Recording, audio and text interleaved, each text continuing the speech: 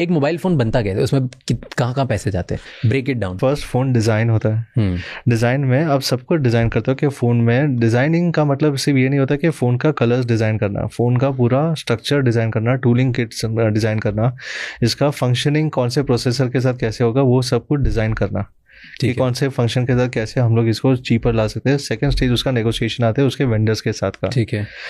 Third इसके अंदर जो सारे कंपोनेंट्स आते हैं, जो which are the most important thing के कंपोनेंट्स होते हैं, जो मेमोरी होती है। अगर मैं 5 बड़े कंपोनेंट्स अगर मैं बात करूँ तो एक मेमोरी कॉस्ट होती है, camera, chipset, displays. Okay, this are the 4 biggest cost, rest 5 would be all put together, but ये 4 और 5 मिला के पूरा फोन बनता है। मतलब ये 4 जो कॉस्ट है which will cover up to 75% और 80% ऑफ योर कॉस्ट। ठीक है। And rest of the other smaller components, but this are the most important thing.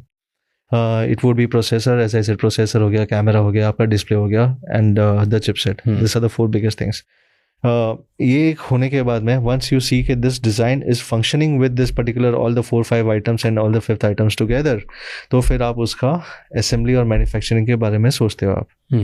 Okay, you procure the material and then you assemble then, which is currently happening in India for us also. Okay, हम India में ही उसको assemble और manufacture करवा रहे हैं फिलहाल, and that's how I think this is the entire journey of the phone.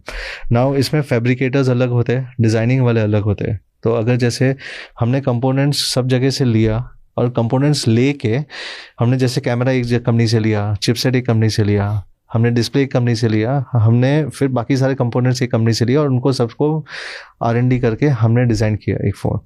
फिर ये सारे फैब्रिकेटर्स आते हैं, फैब्रिकेटर्स फिर वो सारा फैब्रिकेशन करते हैं और फिर वो वहाँ से फिर हम लोग यहाँ पे टूलिंग्स और उसके अंदर आते हैं। ठीक है। टूलिंग से आगे फिर वो लोग हम लोग यहाँ पे मैन्युफैक्चरिंग पे आते हैं, मैन्युफैक्चरिंग से फिर यहाँ पे असेंबली में आते हैं। That's how the entire structure works. ठीक है। एंड फिर एक्सेसरीज एंड स्टफ जो इसके साथ आती है, चार्जर होगा या ईयरफोन होंगे, आई डोंट नो व्हाट, या द चार्जर हो गया या पिन्स हो गया या उनका ये, I think that is now the ecosystem is already manufactured in India only. ठीक है, right.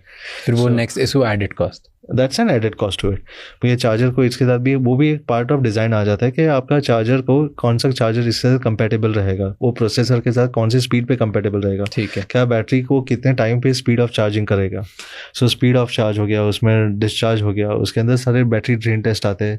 So there are 1000 test in every single thing. Even charger के अंदर भी केबल्स के स्ट्रेस टेस्ट आते हैं कि कितने न्यूटन्स में उनको हम लोग उसको फोल्ड कर सकते हैं। So how much pressure we can give it to make sure that probably this charger or these cables are functioning to the right standards. So one thing which I always wanted to say, hardware as a commodity consumers को उनके price के हिसाब से नहीं सोचना चाहिए कि ये सस्ता है तो ख़राब होगा और महंगा है तो अच्छा है।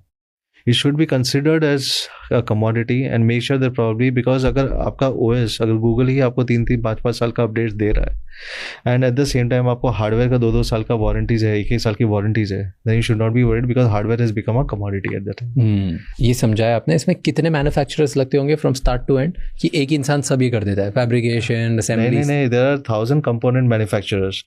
नहीं फॉर यू, क्योंकि आप हर जगह से खरीदोगे तो वो सब एक ही असेंबली लाइन में हो जाएगा कि 2-3 जगह फोन? असेंबली लाइन पूरा एक ही जगह हो जाएगा।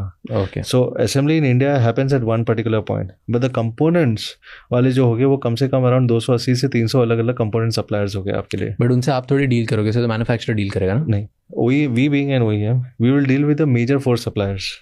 राइट। आप छोटे छोटे कंपोनेंट्स आप अगर आपको उसके अंदर अगर आपको R&D करने है तो आप नहीं करोगे, आप सिर्फ डिज़ाइन करके वो कंपोनेंट्स वाले को दे दोगे कि भाई आप बना के मुझे दे दो। That's how it is. But आप क्योंकि कर रहे हो तो इसलिए और involve in the process. Okay. अगर 100 रुपए का फ़ोन बनता है, कॉस्ट प्राइस कहते हैं, 100 रुपए का बनता है, तो कितने रुपए किस में लगते हैं? कंपोनेंट्स कितने रुपए का होगा, कैमरा और ये बाहर की चीज़ें कितने रुपए की होगी, चार्जर वगैरह कितने का होगा, डिज़ाइन कलर कितने का होगा? सबसे महंगी इसमें डिस्प्लेस होते हैं और सबसे महंगी इसके अंदर मेमोरीज होती है। ओके। तो 100 रुपए का फ़ोन कितने का डिस्प्ले होगा? मैं आपको वही बता रहा हूँ कि आपका चिपसेट जो होता है, चिपसेट 25% के आसपास रहेगा around, and depends on GTM pricing also, but 25% के आसपास आपका ये चिपसेट रहेगा। आपका जो मेमोरी रहेगी वो अराउंड 12 से 15% के बीच में रहेगी। डिस्प्लेज अराउंड 12 से 15% के आसपास रहेगा। Okay. Right. So I think 50-55% ही हो गया। 50-55% ही हो गया। Charger accessories I think they are very cheap. Charger अगर आप बात करोगे 1%, 0.5%, charger would be hardly 1.5% okay. of the entire product cost. hardly. ठीक है. So it's not that expensive. Cameras? Camera modules are expensive. Camera modules around वो ही जाते हैं कि around would be around 10% of your cost. 10 to 15% of your cost, depending on the lenses what you're trying to buy. So this is almost 60-65%. But I would say roughly, if you're buying a better camera, it would be 75. Okay. So this is something which I would say कि roughly around 70 to 75%. These are the major 4 components or 5 components which covers up everything. बाकी सारे जो ancillaries है कि ये colour है या outer body, ये सब छोटे-छोटे टूलिंग्स है, वो सब चीज, ये कितने परसेंट होती होंगी? बाकी का 20%. ओके, सब छोटे-छोटे पकड़. एंड इन छोटे-छोटे में सबसे बड़ा कंपोनेंट क्या होगा जिसका? आपका बॉडी रहेगा. तो बॉडी वुड बी 5% और less, around 3 to 5%. Okay, that's how it is. So यही है. ये 100 रुपए. तो अभी 100 रुपए का फोन बना. सो यही मैं आपको बताऊंगा. अगर आपका चिपसेट 25% है, आपका कैमरा मॉड्यूल आपका 10 से 15% हो गया, या 20% आप पकड़ लो, आपका मेमोरी अराउंड 15 से 20% हो गया. This covers up your cost रफली around 60-65-70%. And then if you see other components which including displays, it will cover up to around 75-80% of your cost of these 4 major components. Rest of the components are much smaller. अब 100 रुपए का phone बना, अभी बिकता कितने में? Depends on the strategy of a brand. जैसे अगर आप ऑफलाइन में हो तो आप 100 का 170 करोगे, 180 करोगे, या 100 का 200 मैं कंपीटिटिव ब्रांड्स की बात कर रहा हूँ जो सारी कम्पीट करती हैं.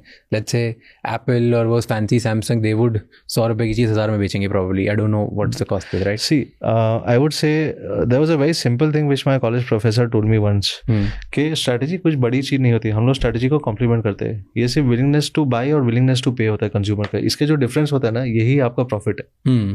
जो आप ब्रांड बना लोगे, क्योंकि एप्पल का willingness to pay is high. True. So वो उनका प्रॉफिट है.